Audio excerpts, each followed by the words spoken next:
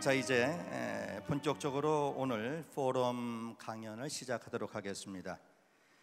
지난해 12월이었습니다. 제가 기억하기에 중소기업계의 영혼이었던 중소기업청이 부로 승격하면서 중소벤처기업부가 정식으로 출범했습니다. 초대 장관으로서 누구보다도 중소기업 현장을 누비고 중소기업의 혁신 성장을 이끌고 계신 분이시죠. 홍정학 중소벤처기업부 장관께서 오픈 이노베이션이라는 주제로 발표를 해 주시겠습니다. 지금 단상이 준비가 되어 있는데요. 여러분 환영의 박수 보내주시기를 부탁드리겠습니다.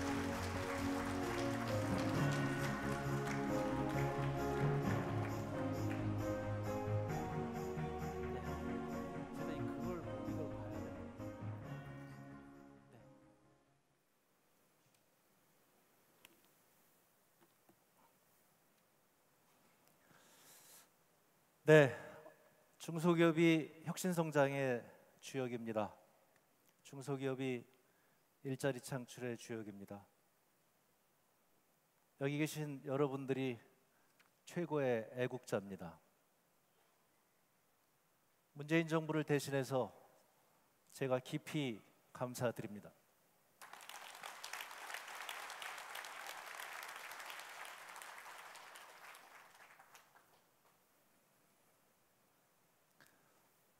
제가 미국에 유학하던 1986년 이 자동차가 저와 함께 미국에 상륙했습니다.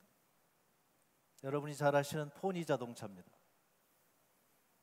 한편으로는 자랑스럽고 한편으로는 부끄러웠습니다. 미국의 자동차를 수출한 나라는 유럽 그리고 일본뿐이었습니다. 반면에 부끄러웠던 것은 매일같이 코미디 프로에서 현대자동차의 조악한 품질에 대해서 비아냥거리고 있었습니다.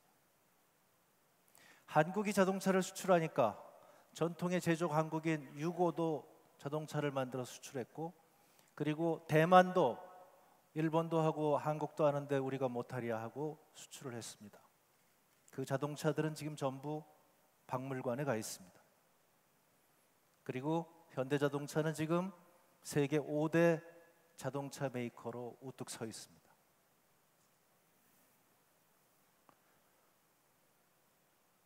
(1983년) 이병철 회장께서 도쿄에서 삼성의 반도체 산업 진출을 선언합니다. 전 세계가 비웃었습니다. 일본은 한국이 반도체 산업에서 성공하지 못하는 이유라는 보고서까지 만들었습니다. 보란듯이 삼성은 10년 만에 세계 최고의 메모리 반도체 회사가 되었고, 지금은 메모리, 비메모리 다 합쳐서 세계 1위 반도체 회사입니다. 정말 자랑스러운 우리 대한민국의 대기업들이고, 그 대기업들이 이렇게 하게 된 데는 그 놀라운 혁신 능력이 있었다고 저는 생각을 합니다.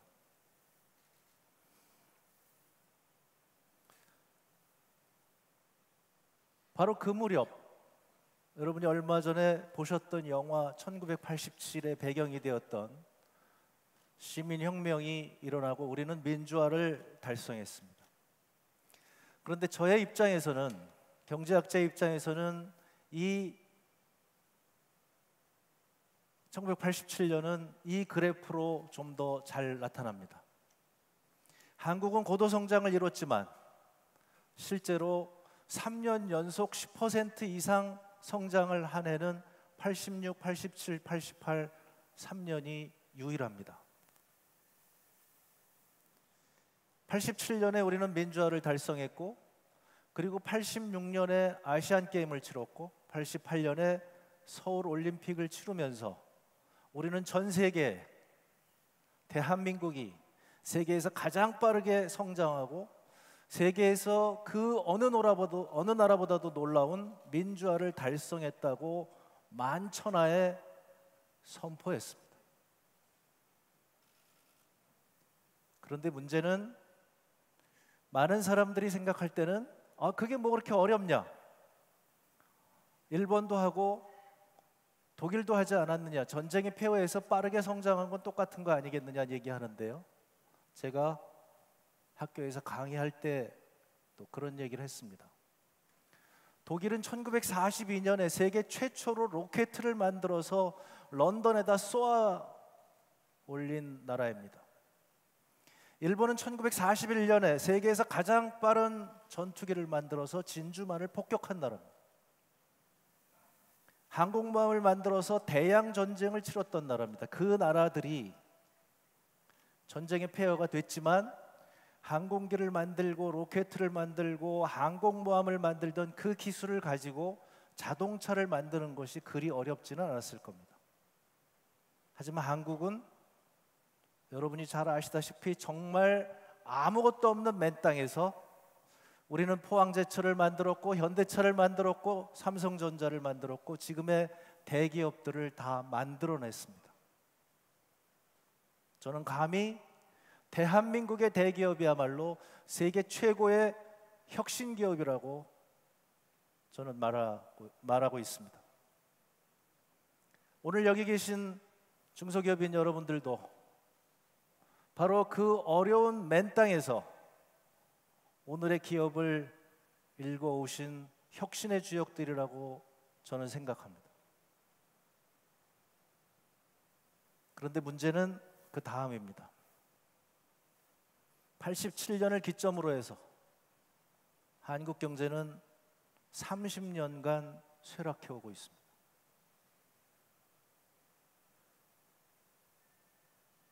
이것은 틀림없는 추세입니다. 최근에 한국은행에서 추세를 변동성을 제거한 추세선을 그렸는데요. 어떤 나라든지 경제가 성장하면 성장률은 떨어지게 되고 오르락내리락 걸음이 있습니다만 한국 경제의 30년간 쇠락하는 추세는 틀림없는 사실입니다. 한국 경제는 이제 저성장과 양극화라고 하는 문제에 직면해 있습니다. 더욱 두려운 것은 이 추락하는 추세가 언제까지 갈 것인가? 이것이 저희를 두렵게 합니다.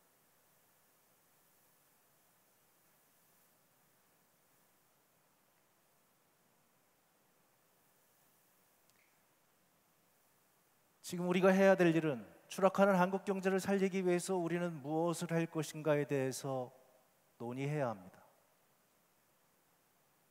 불행하게도 그런 논의가 이루어지지 않고 있습니다. 제가 1986년에 미국에 갔을 때 미국은 거의 망하기 직전이라고 얘기했습니다. 맨하탄의 땅을 일본이 사들였고 일본 기업들이 사들이고 있었고 일본 기업들이 미국 기업들을 막 인수하고 있었고 미국의 거리에는 전부 독일의 자동차들이 휩쓸고 있을 때였습니다. 우리가 진주만 폭격은 살아남았지만 경제전쟁에서 지고 있다. 미국이 망하고 있다. 매일같이 신문 일면이 이와 같은 논의였고 그리고 어떤 사람들은 일본을 쫓아가야 된다. 어떤 사람은 독일을 쫓아가야 된다. 그런 얘기들을 몇 년을 했습니다. 그리고 미국은 결정을 내립니다. 우리는 미국식으로 간다.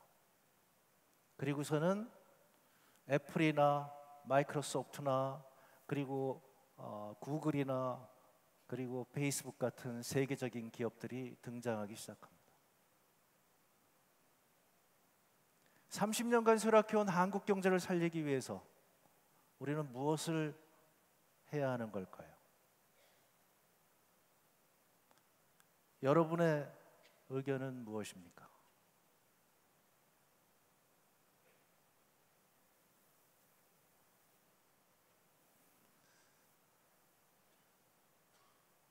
문재인 정부는 촛불 시민의 뜻을 받아들여서 저희는 새로운 길을 가기로 결정했습니다. 과거와 같은 방법을 사용하면서 다른 결과를 기대한다는 것은 어리석은 일이라는 것이 경영자들이면 누구나 아는 진리입니다. 물론 과거의 길이 우리가 조금 부족했을 수 있습니다. 그것을 좀 더 세게 해서 성공할 수도 있습니다. 하지만 30년간 쇠락해 왔다면 거기에는 뭔가 구조적인 문제, 그리고 우리가 무엇인가 놓치고 있는 것이 있지 않은가 생각하는 것이 자연스러운 결론이라고 저희는 생각합니다. 그래서 문재인 정부는 지금까지 하지 않았던 일자리와 소득주도 성장, 공정경제, 그리고 혁신성장이라고 하는 새로운 길을 들어선 것입니다.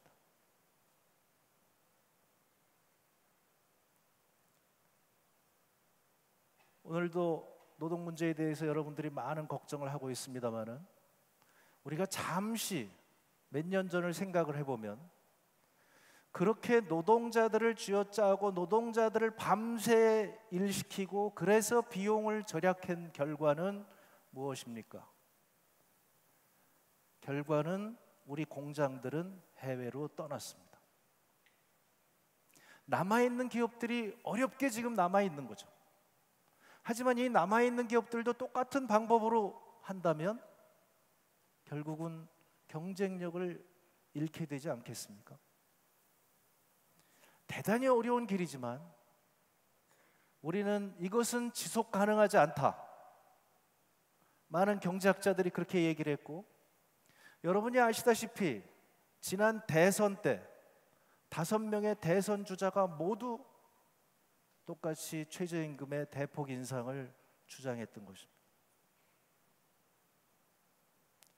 어려운 길이지만 저희는 부작용을 극복해가면서 가려고 합니다. 오늘은 그 얘기는 많이 하지 않겠습니다. 대신에 저희가 또 놓치고 있는 또 하나의 길, 혁신성장에 대해서 주로 말씀드리도록 하겠습니다. 문제의 핵심이 여기에 있다고 저는 생각합니다. 여러분이 지금 보시다시피 아마존은 1994년, 텐센트 98년, 구글 98년, 페이스북 2004년도에 설립됐습니다. 이들 기업들은 지금 하나하나가 시가총액이 수백조 원에 달합니다. 그 기간 동안 한국에서는 우리가 과거에 자랑했던 삼성과 현대차 같은 혁신기업은 나오지 않았습니다. 가장 크게 된 것이 네이버인데, 네이버는 저들 기업에 비하면 10분의 1 수준도 채 되지 않습니다. 한국은 혁신의 동력을 잃어버렸습니다. 그 동력을 되살리지 못한다고 한다면 30년간 쇠락해온 한국 경제를 살리기는 어렵다는 것이 저희의 생각입니다. 그 가장 큰 이유에 대해서 저희는 지난 경제를 찬찬히 살펴보았습니다. 세계는 지금 혁신 생태계 경쟁 중입니다. 큰 나무는 작은 나무를 보호하고 작은 나무에 이파리가 떨어져서 그것이 큰 나무의 자양분이 됩니다. 그것이 숲의 생태계입니다. 구글은 창립 이후 지금까지 130개의 회사를 인수했습니다. 미국의 5대 ICT 기업은 5년 동안 400개 이상의 기업에 투자를 했습니다. 한국의 대기업들은 그렇게 하지 않습니다. 저는 한국의 대기업들의 모습이 이와 같다고 생각을 합니다. 사막에 있는 물을 혼자 독차지하고 있는 오아시스 같습니다. 대기업은 계열사와 하도급 기업, 거기하고만 거래합니다. 여기 계신 분들이 대기업하고 거래하면 오아시스의 어딘가에 물을 조금씩 받아서 자라고 있겠죠. 만약에 그 오아시스 밖에 있는 기업들, 여기 계신 기업인들은 그 어려움이 얼마나 큰지 잘 아실 겁니다. 제가 창업기업을 열심히 지원을 하는데 그 창업기업은 사막에 떨어진 한 톨 씨앗과 같습니다. 저희가 정부가 열심히 물을 주고 그래서 떡잎이 하나 나올만 하면 도저히 견디지 못하고 쓰러지는 기업들이 태반입니다. 미국에서는 창업을 하면, 그래서 어느 정도 되면 기술이 인정받으면 대기업이 인수해주고, 그렇게 해서 젊은 사람들이 자기의 노력의 대가를 받고, 그렇게 해서 돈을 번 젊은이들이 또 다른 기업을 만들고 또 다른 기업을 인수하고, 이와 같은 자연스러운 혁신 생태계가 만들어져 있는데 한국은 그렇지 않습니다. 저희는 이 생태계를 바꾸지 않는다면 한국 경제의 쇠락을 막기는 어렵다는 것이 저희의 생각입니다. 저희의 생각은 이제 대기업들과 중소기업들이 함께 상생하는 생태계를 만들지 않으면 어렵겠다는 것이 저희의 생각입니다. 지금까지하고는 다른 길을 가야 되겠구나. 대기업이 지금까지처럼 기술 탈취하고 그 다음에 하도급 기업의 납품 단가를 부당 인하하고 이렇게 쥐어짜는 방식으로, 그러면 어쩔 수 없이 그 기업들은 또 그것을 또 다음 하도급 기업에 전가하고, 그 하도급 기업은 또 어쩔 수 없으니까 노동자들에게 전가하고, 이런 방식으로는 한국의 성장은 담보할 수 없다는 것이 저희의 생각입니다. 다행히도 대기업들도 얼마 전부터 이 길로 들어서기 시작했습니다. 이것을 오픈 이노베이션, 개방형 혁신이라고 합니다. 과거와 같은 폐쇄형 혁신, 이 폐쇄형 혁신 모형, 지금 말씀드린 대로 계열사와 하도급 기업을 중심으로 하는 이 폐쇄형 혁신 모델은 장점이 많습니다.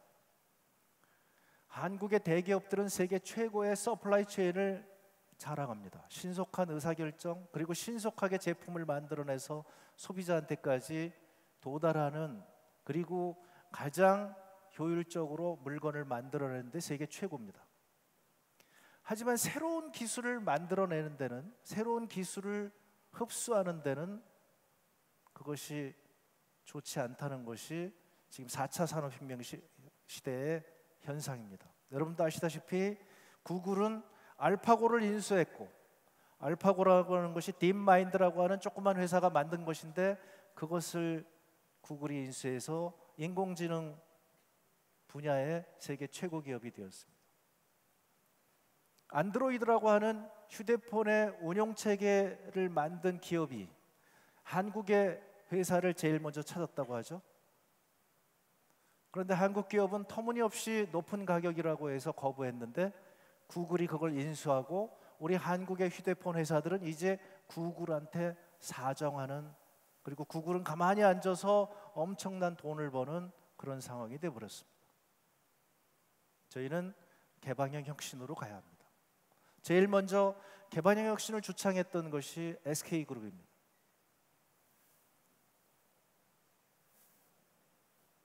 최근에 미래에셋은 네이버와 셀츄리온, GS 리테일과 같은 기업들과 함께 3,500억 원의 펀드를 만들어서 창업기업에 투자합니다.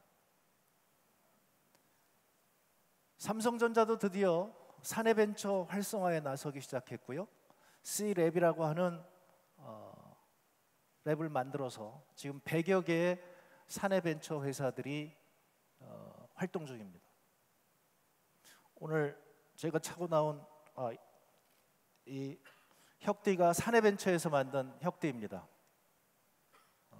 제가 운동을 얼마나 하는지, 그리고 제 허리 사이즈가 어떻게 변하는지, 밥을 얼마나 많이 먹는지 이것을 측정해주는 허리띠가 삼성전자의 사내벤처에서 만들어진 겁니다.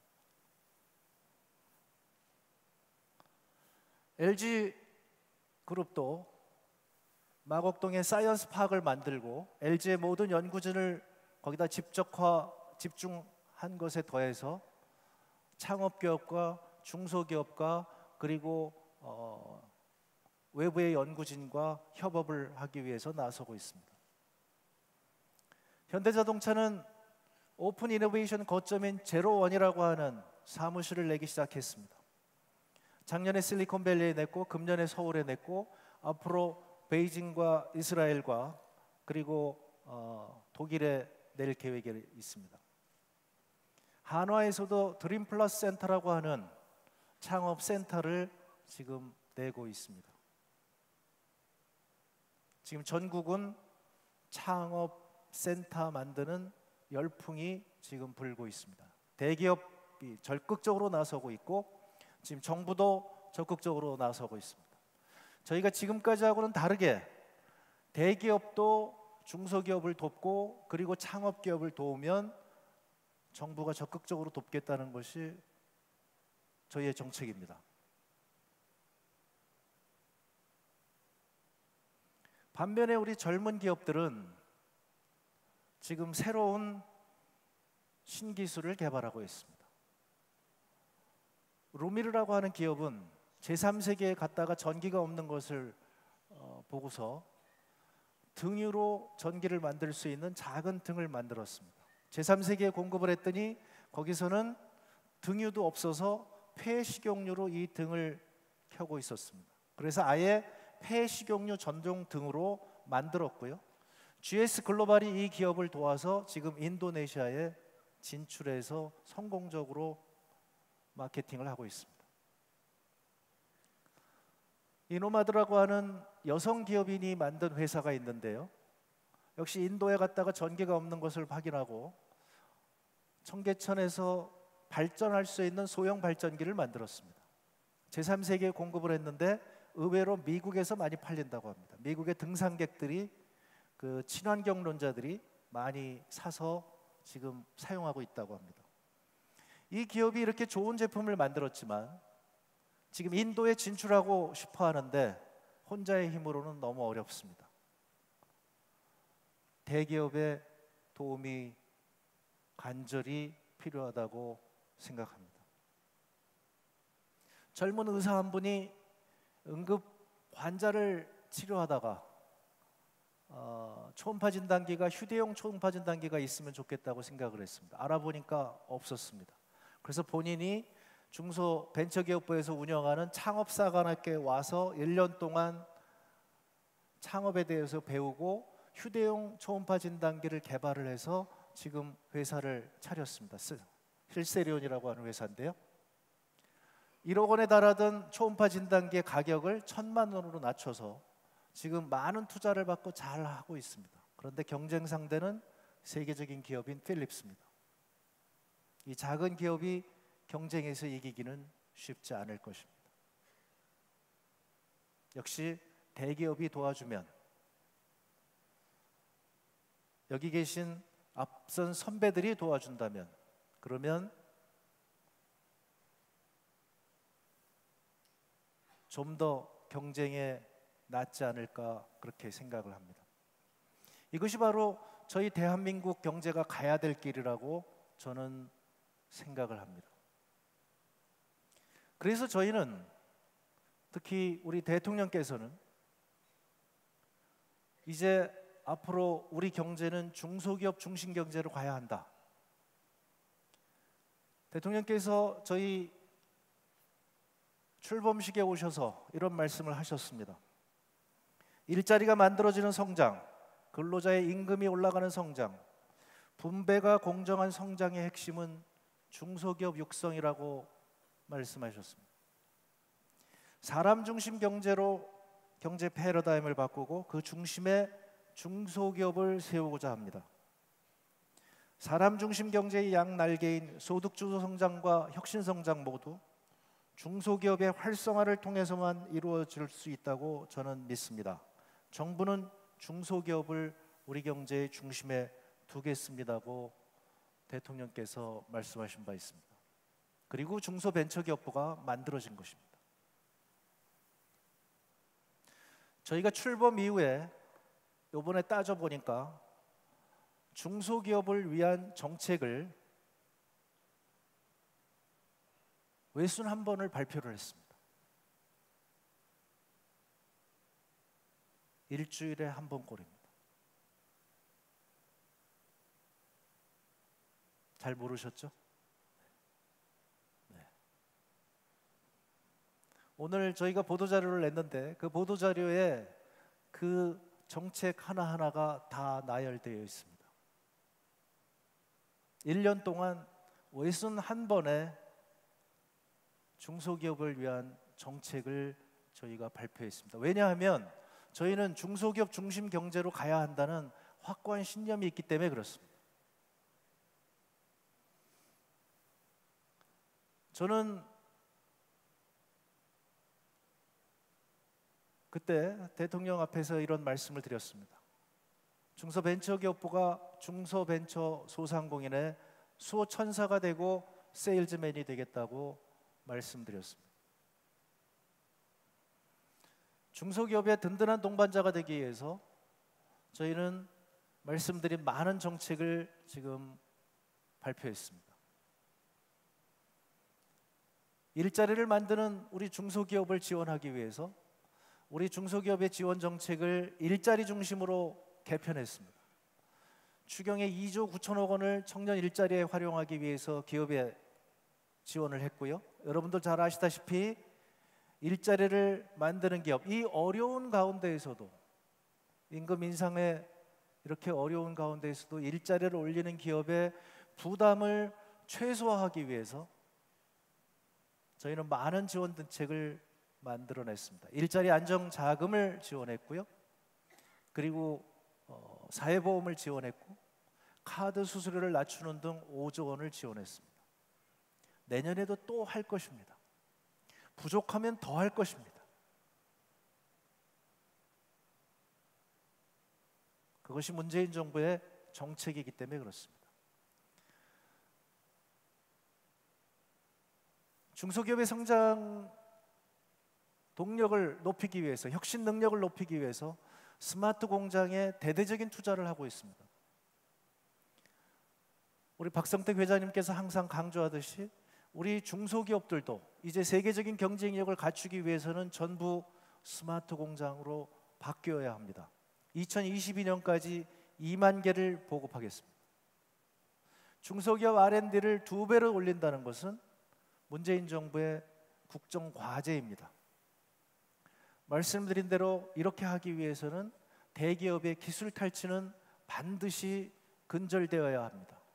제가 취임하자마자 기술 탈취는 반드시 막겠다고 제1호 정책으로 발표했고, 그것을 위해서 지금 거의 매달 기술 탈취 방지 대책을 만들고 있습니다. 이제는 대기업이 중소기업에게 기술을 요구할 때는 반드시 문서로 요구해야 하며, 그리고 비밀 유지 협약서를 만들어야 하며, 그리고 그것을 문화로 만들기 위해서 저희가 노력하고 있습니다. 그것을 지원하기 위해서 저희가 검찰과 경찰과 그리고 공정위, 산자부, 특허청과 MOU를 맺어서 TF를 꾸려서 지금 기업들을 지원하고 있고요.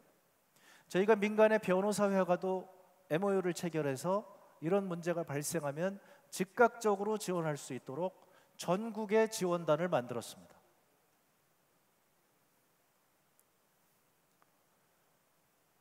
중소기업을 위해서 6천억 원 이상의 세제 혜택을 지금 바꿨습니다. 많이 부족합니다. 저희는 끊임없이 정부에 요구하고 기재부에 요구하고 있습니다. 내년에 더 많은 혜택을 가기 위해서 저희는 노력하고 있고 그렇게 할 것입니다. 많은 분들이 규제 혁신을 얘기합니다. 대통령께서 끊임없이 중소기업의 규제를 해결하라고 요구하고 있고요. 총리께서도 나서서 총리 산하의 규제개혁위원회에서 열심히 노력하고 있고, 부총리께서도 기획재정부에서도 이 성장을 위한 TF를 만들어서, 규제개혁 TF를 만들어서 지금 작업을 하고 있습니다. 저희 중소벤처기업부에서도 거기에 더해서 아예 업종에 있는 모든 규제를 한꺼번에 모아서, 그리고 모든 부서의 간부들이 모여서 일괄적으로 규제를 해결하는 그런 방식을 하고 있습니다. 이제 조만간 그 효과가 나타나리라고 저희는 기대하고 있습니다. 여러분이 기대하시는 그야말로 규제 샌드박스를 가능하게 하는 규제혁신 5법이 지금 국회에 가 있습니다. 이 법은 아마 여야가 큰 이견이 없기 때문에 금년 내에 어느 정도 가시적인 성과가 있으리라고 저희는 생각하고 있습니다. 기술 개발 제품에 공공기관이 우선 구매하도록 저희가 중소벤처기업부가 기술 개발 제품을 인증을 해서 공공기관에 소개하는 방법을 대책을 발표했습니다. 아까 말씀드린 대로 대기업에게 요구하고 있습니다. 상생결제를 확대하고 납품단가 제밥 받게 하기 위해서 저희가 지금 대책을 끊임없이 발표하고, 그리고 지금 말씀드린 대로 이제 우리는 개방형 혁신으로 가기 위해서 대기업과 중소기업이 상생협력을 강화하는 쪽으로 저희의 정책 역량을 집중하고 있습니다. 창업 벤처기업의 강력한 후원자로서 저희가 많은 정책을 이미 발표한 바 있습니다. 혁신 창업 생태계를 조성하기 위해서 혁신 모험펀드 10조 원을 조성했고, 지금까지하고는 다르게 적자를 보더라도 코스닥 시장에 등록할 수 있는 이른바 테슬라 요건을 저희가 코스닥 시장 상장으로 집어넣어서 활성화에 기여했습니다. 이를 위해서 아까 말씀드린 대로 지금까지하고는 다르게 저희 중소벤처기업부의 정책을 전면 바꿨습니다. 민간이 앞서 나가고 정부는 뒤에서 후원하는 방식으로 바꿨습니다. 민간이 제안하는 펀드를 만들면 정부는 그것에 대해서 지원하는 새로운 방식의 펀드가 지금 이미 시행되고 있고요. 얼마 전에 민간 제안 펀드가 많이 들어와서 보도 자료를 낸 바도 있습니다. 창조경제혁신센터를 새롭게 민간 자율적인 그런 기관으로 바꿨고요. 제가 지금 여기 오면서 제주도의 창조경제혁신센터를 다녀왔는데요. 예전하고는 다르게 이제 스스로 센터가 알아서 창의적인 그와 같은 활동을 하도록 저희가 지금 보장하고 있습니다. 그리고 메이커 스페이스를 금년 처음으로 전국에 보급하고 있습니다. 이제 온 국민이 손쉽게 창업하고 물건을 만드는 그런 환경을 저희가 만들려고 노력하고 있습니다. 무엇보다도 저는 최고의 창업 정책은 재도전이 가능한 환경을 만드는 것이 최고의 창업 정책이라고 생각을 합니다. 여러분도 아시다시피 그래서 오래전부터 연대보증을 해제하라고 저희는 요구했고요. 저는 학교에 있을 때부터 바로 이와 같이 손쉽게 재도전할 수 있는 환경을 만들기 위해서 노력한 바 있습니다. 주식회사 제도의 가장 큰 장점은 위험을 기업에만 한정한다는 것입니다. 누구든지 기업을 만들어서 그 기업이 실패하게 되면 기업은 망했지만 개인은 다시 일어설 수 있는 것이 주식회사 제도의 가장 큰 장점인데, 그것이 바로 유한책임제도인데 그동안 우리나라에서는 이 장점을 제대로 살리지 못했습니다. 아직도 부족합니다만 저희가 열심히 더 재도전이 활발한 환경으로 만들어 가도록 하겠습니다.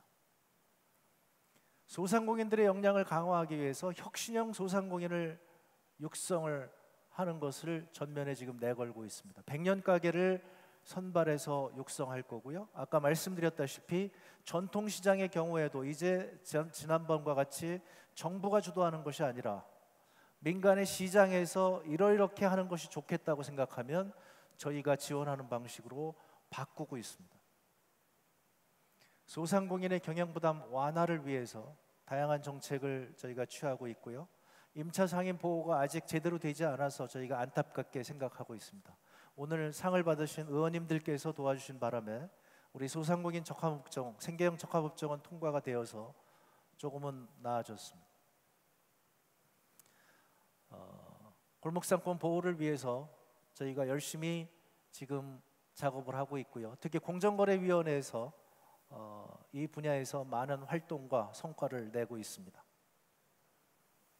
이렇듯 저희가 지금까지 문재인 정부가 출범 후에, 그리고 저희 중소벤처기업부가 출범한 이후에 이렇게 많은 정책들을 발표한 바 있습니다. 더 발표할 것입니다. 제가 말씀드렸다시피 여러분들이 최고의 애국자고, 여러분들은 저희에게 당당히 요구할 권리가 있습니다. 그런 정책들을 받아서 저희는 더 좋은 정책을 만들어갈 것입니다. 제가 우리 직원들에게 머니볼이라고 하는 영화를 추천했습니다.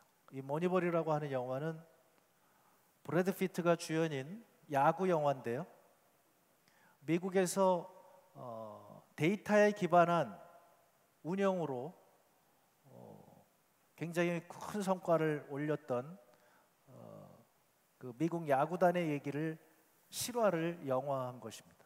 그것처럼 우리 중소벤처기업부도 데이터 기반의 그런 정책을 펴도록 하겠습니다. 저희가 펴는 정책은 스크럼 방식으로 펴겠습니다.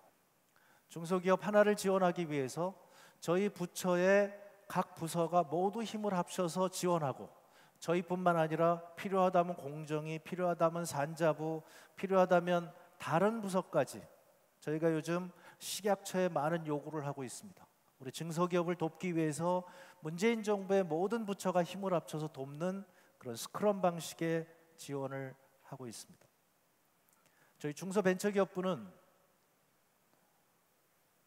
최고의 서비스 기관으로 거듭나고자 노력하고 있습니다. 저희의 경쟁 상대는 대기업의 서비스 부문입니다.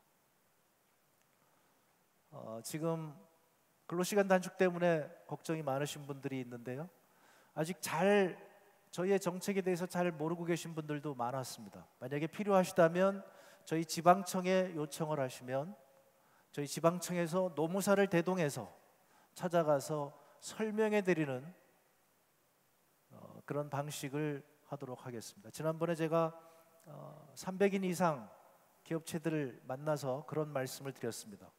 혹시 노동부에서 근로감독이 나오면 저희 부에 전화를 해달라고 저희가 요청드렸습니다.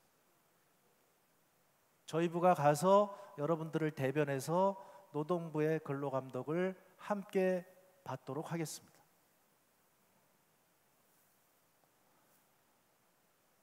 문재인 정부가 모든 게 완벽하지는 않습니다.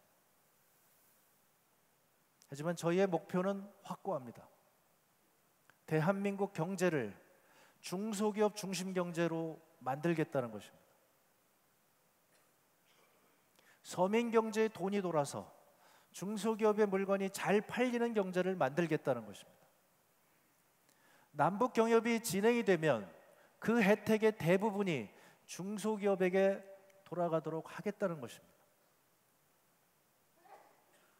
그것이 저희가 생각하는 30년간 쇠락해온 한국 경제의 추세를 바꾸는 길입니다. 그것을 위해서 저희는 노력할 것입니다. 저희 로고를 바꿨습니다. 여러분도 뛰고 저희도 뛰겠습니다. 오늘 아마 제가 드린 말씀을 여러분들이 언론에서는 많이 보지 못하셨을 겁니다. 지금 저희의 고민은 쇠락해가는 한국 경제를 여러분과 함께 살려보고자 하는 것입니다. 좋은 의견을 많이 주시길 부탁드립니다. 그리고 다시 한번 감사드립니다. 고맙습니다.